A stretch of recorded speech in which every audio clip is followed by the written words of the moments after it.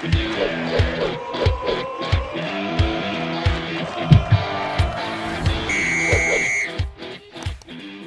dia, pessoal. Estou mais uma vez aqui fazendo uma abertura por causa dos meus 6 meses aqui, né? Nós, Marco, eu, acho que é da nova direção, então estamos completando agora 6 meses aqui à frente do clube. E acho que o meu discurso aqui ele só é bater de novo na mesma tecla, que o caminho está exatamente como a gente planejou, né? Então, um caminho de confiança, que a gente sabia que teria altos e baixos na parte de futebol, mas que a administração também tem altos e baixos, né? E só um discurso tranquilo dentro das expectativas. Claro que a gente esperava que fosse com resultados melhores aí, os últimos resultados, mas a gente sabe que a oscilação é normal, então sempre calha que essas datas mais as datas que a gente completa aqui de aniversários, vamos dizer, do clube, como foram 100 dias, como agora são 6 meses, vem em momentos de baixa, mas é só passar tranquilidade. Acho que esse é meu discurso aqui, tá? Então, abrir para as perguntas para vocês, mas dizer aqui do nosso lado estamos tranquilos que estamos no caminho correto. Pessoal? Henrique, bom dia aos colegas. Queria te fazer uma pergunta. Muito se fala nos últimos anos, nas últimas temporadas, desde principalmente que voltou a gestão do ex-presidente Paulo Prisco, depois do presidente José Tadeu da Cruz, no soerguimento do Figueirense. Até era um termo que era muito utilizado pelo saudoso presidente Norton. E esse soerguimento, pelo aquele comitê gestor, muito passava em transformar o clube na SAF, e foi o que acabou se consolidando. Queria entender de você, enquanto gestor do Figueirense, enquanto CEO do Figueirense, por que a SAF era a opção mais viável para esse soerguimento acontecer, ou talvez porque é a única opção viável? Boa pergunta, assim. Quando você passa por processos de reestruturação, o principal ponto é você tentar tirar o que tem te trazido para baixo, né? O que faz você se arrastar para frente. No caso do Figueirense era dívida financeira. Então, você tinha dívida em quase todos os âmbitos aqui você tinha dívida. Então você faz a SAF, porque dentro da lei da SAF tem uma previsão que essas dívidas que a associação contraiu, elas não vão contaminar a SAF, né? Tem um grande problema aí, que é o nosso problema hoje, é o problema da SAF, que é a CNRD, porque a CNRD não entende assim. Fala que quando você faz uma conversão, a punição desportiva vai para cima da SAF mesmo, e tudo bem. Então é o que a gente está sofrendo. Mas a lei da SAF te protege dessas outras dívidas de associação te contaminarem. O Figueirense fez a SAF, se eu não me engano, em 21, né? No finalzinho de 21 também. E o problema foi que não teve um grande investidor por trás. Então, no momento financeiro ruim, fazer a SAF ali quer dizer que você também fez dívida na SAF. Esse é outro problema que a gente vive hoje. Não só reestruturar a dívida como um conglomerado aqui, mas livrar a SAF de problema.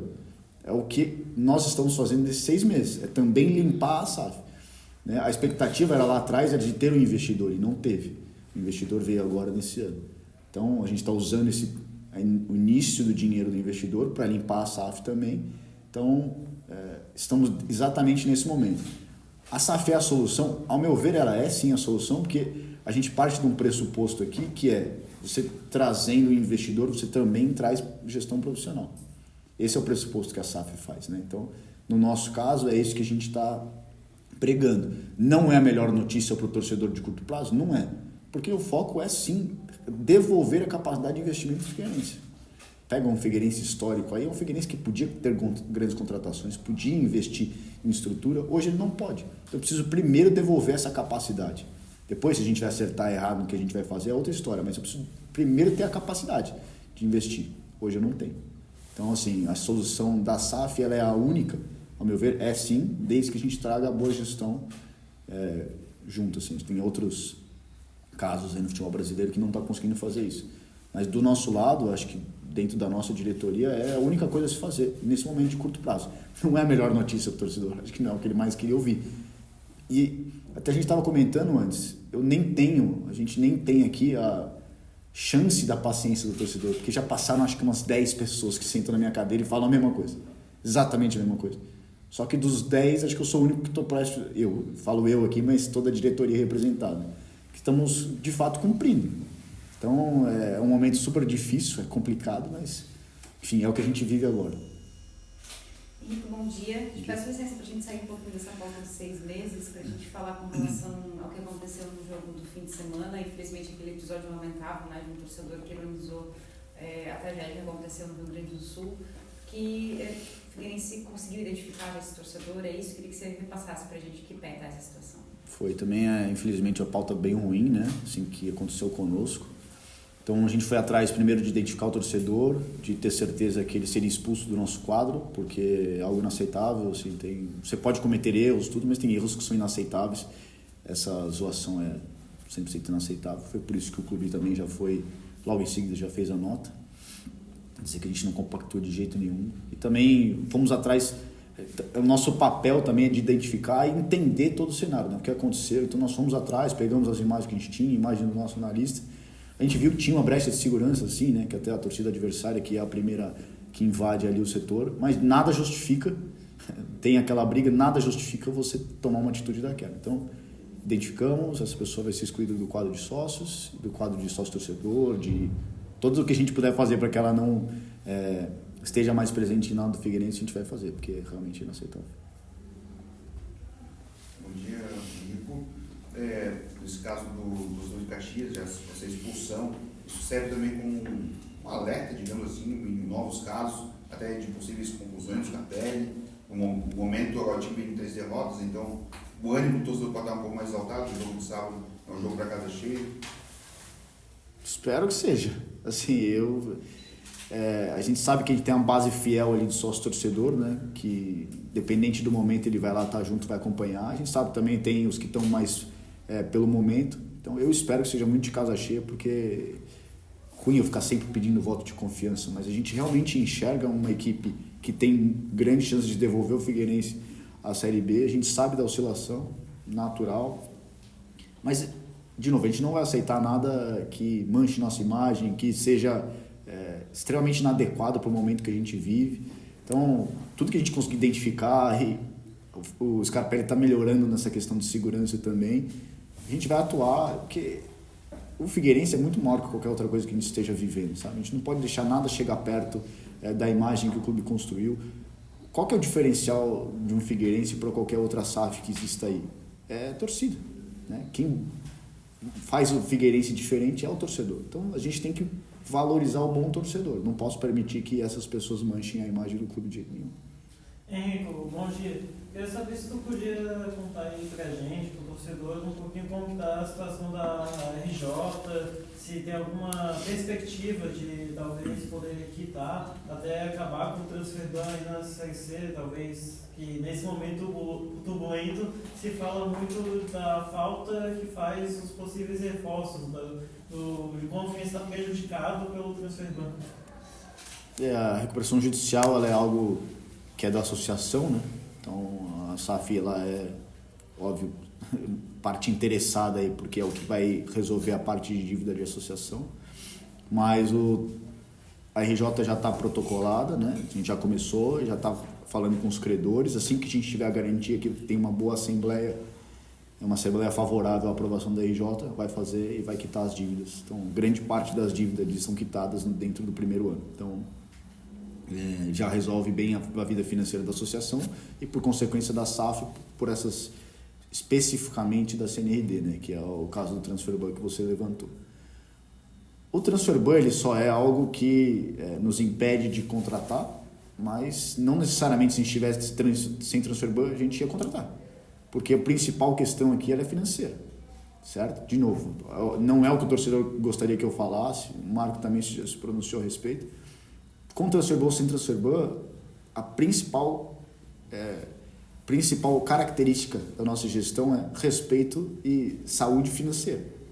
Não, a gente não tem brecha para trazer mais nada, a gente está comprometido com o orçamento, pagando as dívidas que a gente está pagando para devolver a capacidade financeira do clube.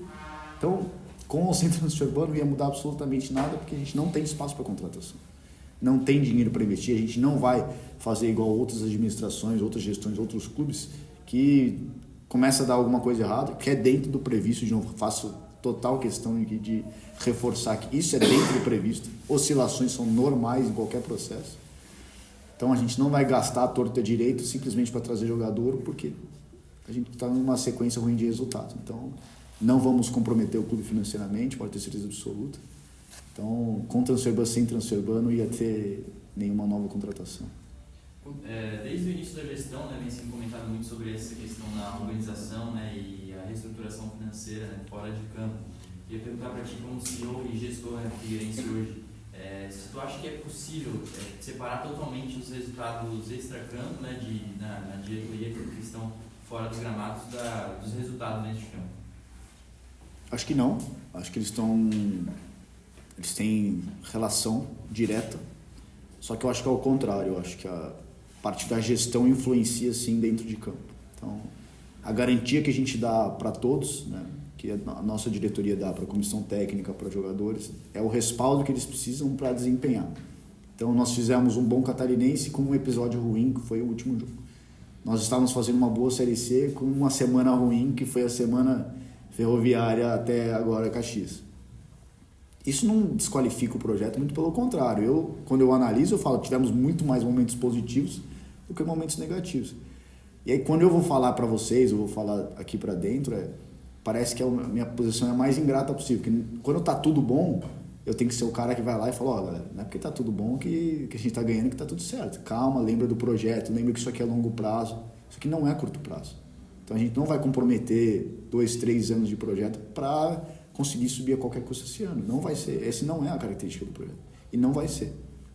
E quando tá tudo ruim, ou quando a gente está num momento ruim, eu também tenho que falar, tá tudo certo. Oscilação faz parte do processo.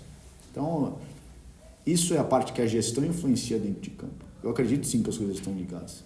E, de novo, eu passo para vocês, passo para os torcedores, passo para todo mundo que esteja aqui, a tranquilidade e a convicção de que esse projeto vai dar certo. Certo? A gente oscila, mas o crescimento ele existe, né? É um crescimento positivo, que é com oscilação, então não é retilíneo, não é que a gente vai crescer assim, a gente vai crescer oscilando.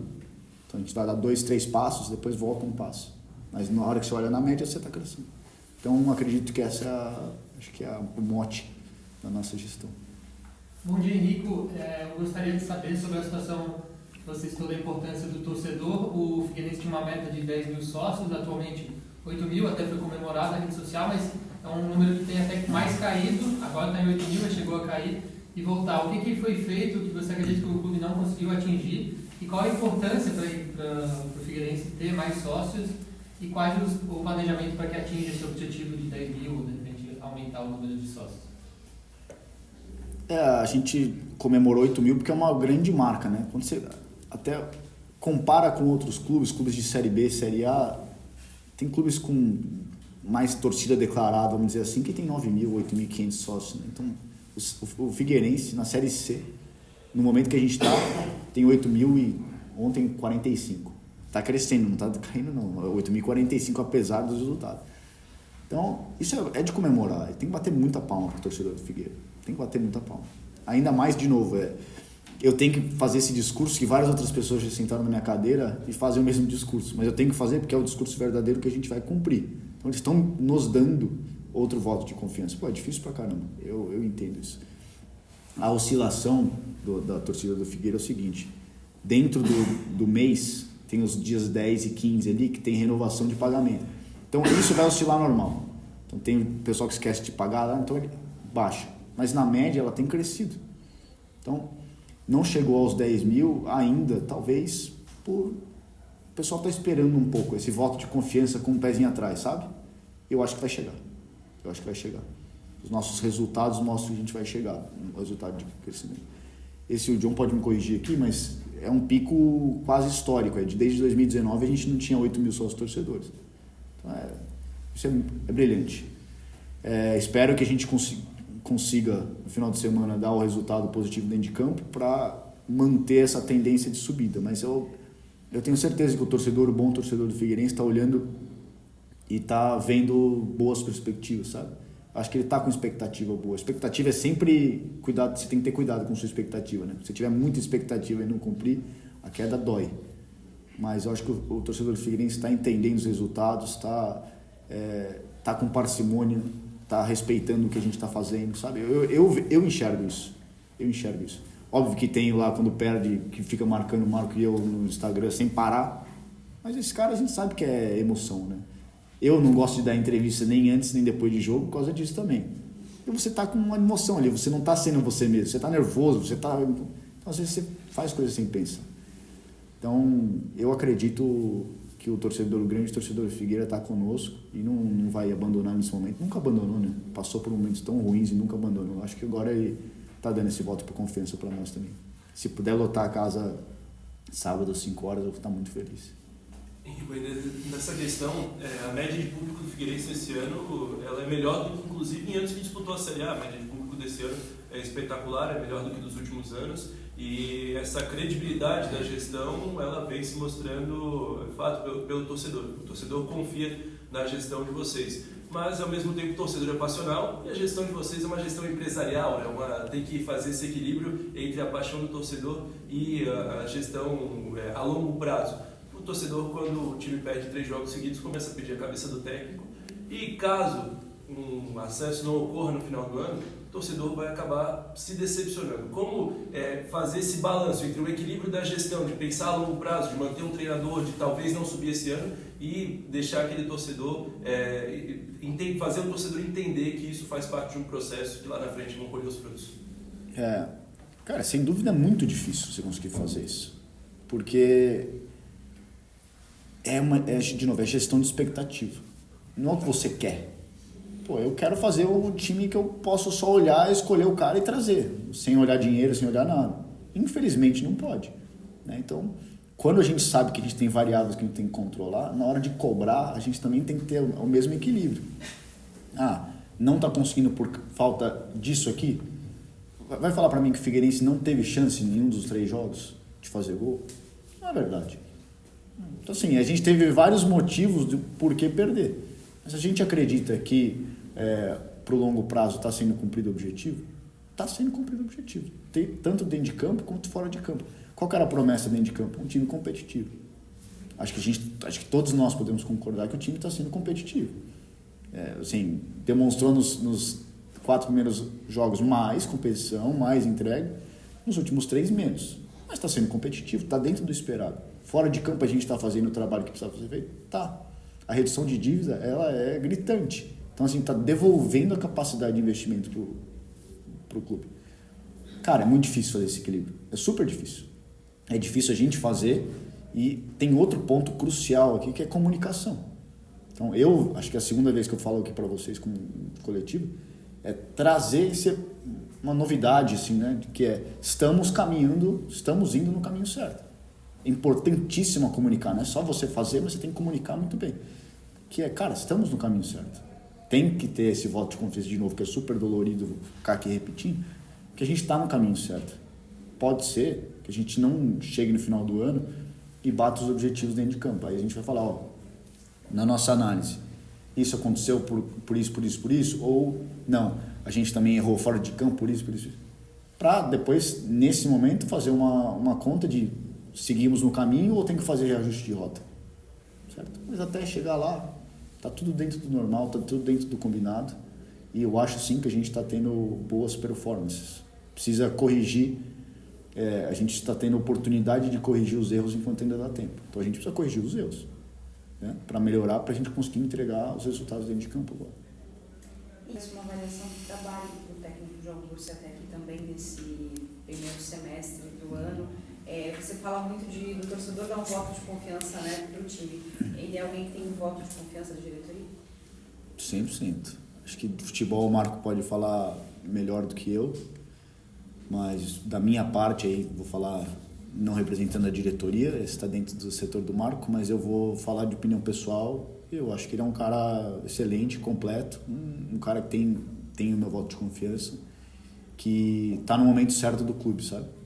Um cara que entende nossa realidade e já passou por isso em outros lugares, então tem esse retrospecto para poder replicar aqui. Conseguiu, foi muito feliz nos outros lugares que passou, também conseguindo no Vitória mesmo um acesso da C para B, depois de passar por oscilações.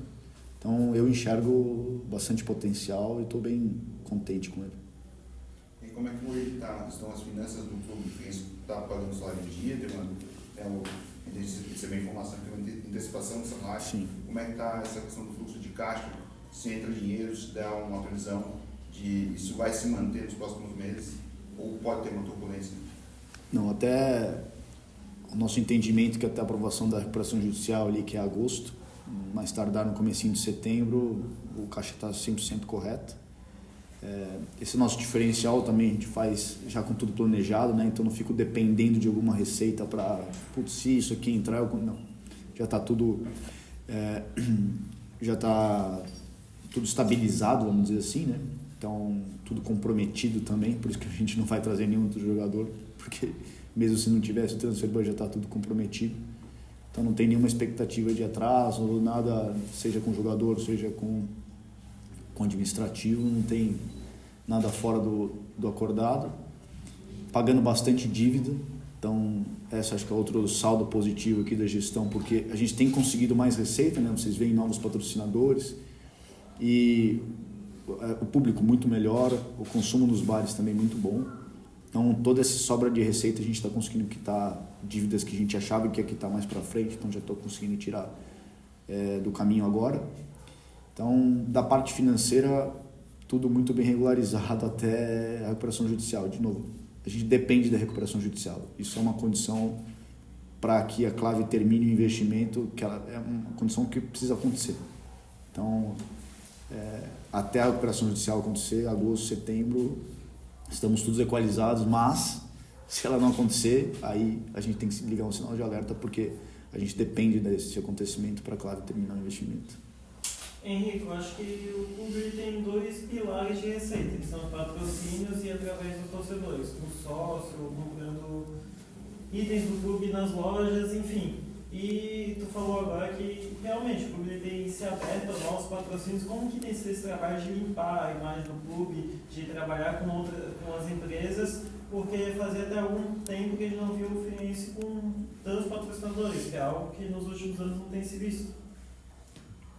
Acho que é o mesmo voto de confiança que a torcida tem dado, acho que a classe empresarial do estado também tem dado, né? Trazendo patrocinadores que nem estavam em Florianópolis, questão da Dala, né? Que quis investir aqui na cidade, trazendo grandes torcedores e grandes empresários da cidade mesmo, como a Ibagi. O pessoal enxerga a Energiluz também de volta, a Sunprime, que agora a gente fechou de suplemento. O pessoal, assim, tá enxergando que, cara, vai sair desse buraco, vai sair. E vem muito no meu primeiro discurso, não sei se vocês vão lembrar, que eu falava que quem roesse o osso conosco agora, na hora de comer o filé mignon, ia comer pelo mesmo valor. E o pessoal está se apegando nisso. Então, que a gente está conseguindo bons negócios agora, que talvez até a gente deveria cobrar um pouco mais, mas aceita os valores hoje porque eles estão apostando no negócio. É uma aposta. A gente não tem como tirar isso da frente. É uma aposta ainda. Mas é o voto de confiança que a torcida está dando, que todos estão dando, que a gente precisa dar nosso retorno. A parte positiva também do patrocinador é que eles estão enxergando que a gente está dando retorno ao negócio deles. Que talvez fosse algo que não acontecesse antes. Hoje eles enxergam que tem retorno. O ônibus, por exemplo, é algo que está sendo muito bem falado, porque ele fica andando na cidade. O 15 e o 17 vão para os jogos com ônibus, então daqui a pouco eles estão lá em Jaraguá do Sul, eles estão em Chapecó, então a marca deles também está aparecendo em tudo que é lugar. Então acho que está tendo essa boa, esse encontro está sendo muito positivo, né? Tanto o patrocínio do lado deles, mas o que a gente está devolvendo também. Eu queria que falasse um pouquinho sobre as ações que têm sido feitas, né, desde o início da gestão, as ações clube e torcida, né, o relacionamento do clube com a torcida, o Shopping Dobro, né, o sócio Leva Mais Um, que tem sido feito desde o início do ano. Né? Queria que comentasse um pouquinho sobre essas ações que têm sido feitas, os resultados e, né, planejamentos daqui para frente, e também um pouquinho sobre manutenção e reforma, tanto no Scarpelli quanto no CFT.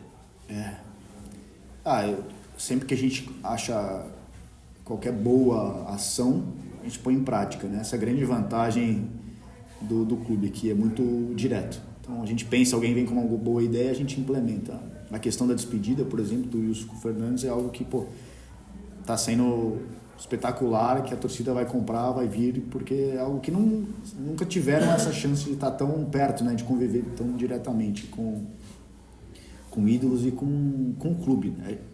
A ideia é trazer a torcida de novo para ter o Scarpelli como casa, né? Ele tem que se habituar a ir lá, tem que se habituar a ir num sábado, num domingo, levar a família, beber, comer. Então as atitudes que a gente está fazendo é para que isso se torne cada vez mais corriqueiro, né? Questão de investimento, a gente prevê um investimento agora para uma reforminha ali no Scarpelli, uma questão de camarote, que é o que a gente está andando. E para o ano que vem a gente espera ter mais reforma aqui dentro do CT. O problema é tempo, porque para a gente conseguir reformar campo, tem que parar o campo. Então, que horas que a gente vai parar o campo para poder reformá-lo, né? Então, essa está sendo a questão mais delicada. Então, vai ter sim, vai ter ampliação desse espaço, vai ter, a gente prevê um hotel, não sei para quando, mas está na previsão. E a questão do gramado é saber quando a gente consegue fazer. Porque, para vocês terem uma ideia, uma reforma de gramado com irrigação automática que a gente não tem aqui, são pelo menos 3 meses. Quando é que eu consigo parar um campo aqui por 3 meses, sabe? Precisa alinhar muito bem, tem que ser muito correto o timing para a gente conseguir fazer essas reformas. Elas estão previstas para começar ano que vem já tudo pronto. Eu queria saber o quanto você citou que a recuperação judicial está sendo muito aguardada e que o clube depende muito dela para se projetar. O quanto esse futuro que a gente projeta, que é clave a longo prazo, aumente os investimentos e melhore o clube, o quanto isso depende da recuperação judicial ser aprovada agora, quais são os planejamentos caso algum percalço aconteça, e também o quanto depende também do campo. É claro que a Clave fala que não depende de um acesso imediato, mas também não pode ficar ou muito tempo na Série C ou mesmo por risco de rebaixamento. O quanto isso pode afetar o futuro nos próximos anos do Figueirense? Não aprovar a recuperação judicial significa 100% de influência no futuro. Tá? Isso tem que ficar muito claro. Então, isso é condição obrigatória para a continuidade do clube, é a recuperação judicial. Então, o campo não afeta, porque passando a recuperação judicial a gente vai ter investimento aí de pelo menos 3 anos que, se a gente estiver em Série B, dá para acelerar o investimento. Se a gente estiver em Série C, tem que ser um investimento condizente com a Série para subir, né? Então, passando a recuperação judicial, a gente vai ter dinheiro para pensar o que fazer. A reforma estrutural é o principal ponto para que a gente tenha também tamanho de estrutura para comportar uma Série B, uma Série A, dando a necessidade de modernização que as séries hoje exigem. Então, acho que tem que ficar bem claro para todo mundo aqui, para a torcida também, que a recuperação judicial é condição obrigatória para a manutenção do clube. Então, não é nenhuma alarde, nada que a gente já tinha falado outras vezes. Então, a partir daí que a gente vai entender qual que vai ser o nível, a quantidade de investimento e em Série B, em Série C. A questão de campo, ela interfere menos, né, assim, financeiramente. Ela interfere qual que vai ser a velocidade que a gente vai colocar, como que vai ser o dispêndio de recursos, mas ela não interfere para a manutenção. Henrico, voltando àquela questão da confusão lá em Caxias, também trazendo à tona a questão da torcida única no Clássico, né, que foi outro episódio talvez lamentável aqui que tivemos no estado de Santa Catarina. O que os clubes podem fazer para amenizar essa situação? É claro que não é culpa só dos clubes, ou talvez não seja culpa dos clubes. Os torcedores vão lá, entram com a vontade de brigar, de fazer confusão e acabam fazendo. Mas, por exemplo, é adotado aqui no Brasil, na Arena da Baixada, no Atlético Paranaense, o reconhecimento facial. Isso e outras medidas, também é a maior integração dos clubes para punir os torcedores. Não só esse torcedor aqui que não vai poder entrar no Scarpelli, mas para que ele também não possa entrar no setor visitante para não causar confusão em outro estádio. O que o Figueirense, junto com outros clubes, podem fazer para acabar com a violência nos estádios? Acabar é difícil, né? Assim, se olha outras ligas também, eles têm problemas grandes, né? Mas a união dos clubes, sem dúvida, ela é principal para a punição. Hoje, acho que acontece muita coisa dentro do estádio de futebol ou nos arredores, porque tem esse sentimento de impunidade, né? Tá dentro do futebol, o que você faz no estádio, às vezes, se você fizer na rua, você é taxado de uma coisa. Dentro do estádio é normal. Então, a gente precisa quebrar isso, e só quebra, infelizmente, com punição, né? Então, a parte do clube é tentar punir com o que ele compete, com o que lhe compete. A gente não tem poder de polícia, né? Não posso ir lá e prender o cara, porque isso não está dentro do clube. Então, a gente pode limitar o acesso dele às coisas, ao clube, e é o que a gente tem feito. Agora, quebrar o sentimento de impunidade é difícil. Isso demanda uma reforma do futebol inteiro brasileiro, né? Do esporte brasileiro, da cultura brasileira. Essa é a parte que a gente tem que ir mais a fundo, né? Que, infelizmente, isso está muito longe. Não tenho nem a resposta para você de falar como que a gente começa. O grande ponto aqui também, que é um futuro nosso, é o reconhecimento facial. Isso vai ajudar muito na identificação e depois no cumprimento da punição. Mas se ele não fazer, a gente não tem muito como atuar, né? Então, o próximo passo, sim, tomara que seja esse ano ainda, mas muito provável que fique para o ano que vem, é a instalação de biometria facial no Scarpelli. Vai ser uma condição obrigatória para o segmento aí de quem seja etiqueteiro, sócio-torcedor do clube. O Figueirense tem nos jogos em casa, tem tido uma placa só de publicidade dos 3. Como é que está essa situação daqui? É uma renda que hoje o clube tem direito de receber?